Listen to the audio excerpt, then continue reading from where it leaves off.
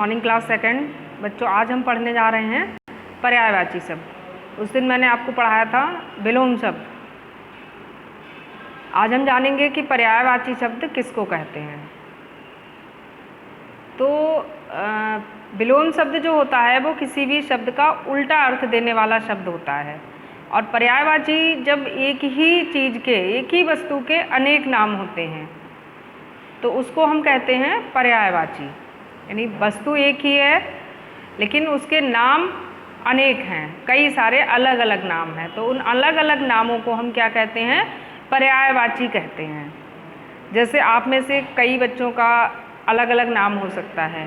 घर का नाम कुछ और है, स्कूल का नाम कुछ और है, या फिर किसी और ने, पापा ने अलग नाम रख दिया, मम्मी ने अलग नाम रख दिया, बुआ ने अलग नाम रख दिया, नानी कोई और नाम से बुलाती हैं, लेकिन आप तो एक ही हो। तो इसी तरह से आप एक हो, आपके नाम अलग अलग हैं, है ना? तो उसको हम वो नाम जो है वो आपके ही पर्याय हैं, यानी आप एक ही हो, नाम अलग अलग हैं। उसी तरह से किसी भी वस्तु के, जब एक वस्तु एक ही है लेकिन उसके नाम अलग अलग हैं तो उनको हम पर्यायवाची शब्द कहते हैं। क्या कहते हैं? उनको पर्यायवाची शब्द कहते हैं। पर्याय यानी एक ही वस्तु के अलग अलग नाम होना। देखिए आप, जैसे यहाँ श्री कृष्ण तो एक ही है ना, लेकिन उनके नाम अलग अलग हैं। गोपाल, मुरारी, गिरधर, माखनचोर, इन नामों से उनको हम जानते हैं। फिर भौरा एक ही होता है, उसको अलग अलग नामों से जानते हैं। भ्रमर, मधुकर, अली। अग्नि सभी जानते हैं ना, आग, तो उसके भी अलग अलग नाम हैं। आग तो एक ही होती है लेकिन उसके नाम अलग अलग हैं। क्या क्या नाम है उसके? आग, अनल, पावक, कृशाणु। उसी तरह से घोड़ा होता है, अश्व, है ना, वो एक ही है लेकिन उसके नाम अलग अलग हैं। घोड़ा, तुरंग, बाजी, है, घोटक।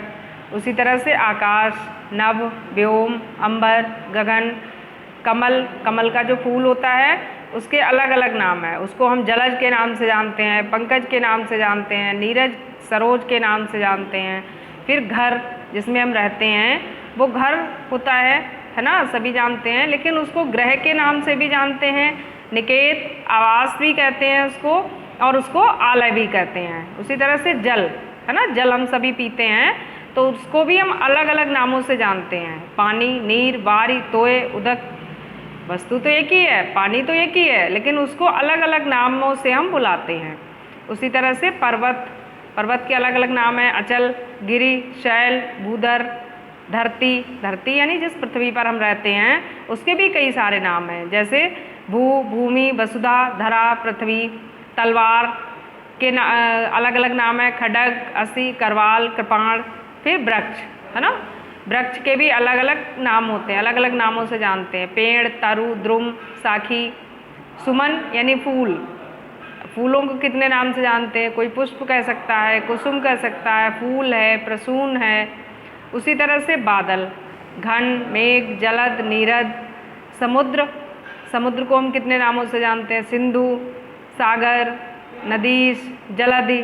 फिर सूर्य के अलग अलग नाम हैं। रवि, भानु, अर्क, दिनकर। सोना यानी जिसकी ज्वेलरी आप लोगों की मम्मी पहनती होंगी, है ना, तो उसको हम अलग अलग नामों से जानते हैं। स्वर्ण, उसको हम स्वर्ण कह सकते हैं, कंचन कह सकते हैं, हेम, कनक। हाथी के अलग अलग नाम हैं। गज, नाग, मतंग, करी। संसार के अलग अलग नाम क्या हैं? भव, लोक, जग, विश्व।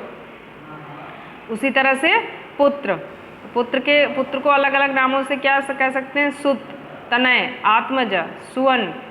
फिर अमृत को सुधा, सोम, अमेय, पीयूष, आँख, नेत्र, नयन, लोचन, चक्षु। जो कपड़े हम पहनते हैं उनको अलग अलग नामों से क्या कह सकते हैं? वस्त्र, वसन, पट, चीर, है ना, इन नामों से हम उनको बुला सकते हैं। तो इस तरह से आप देखेंगे कि ये पर्यायवाची का अर्थ और ये समझ गए होंगे कि किसे कहते हैं पर्यायवाची।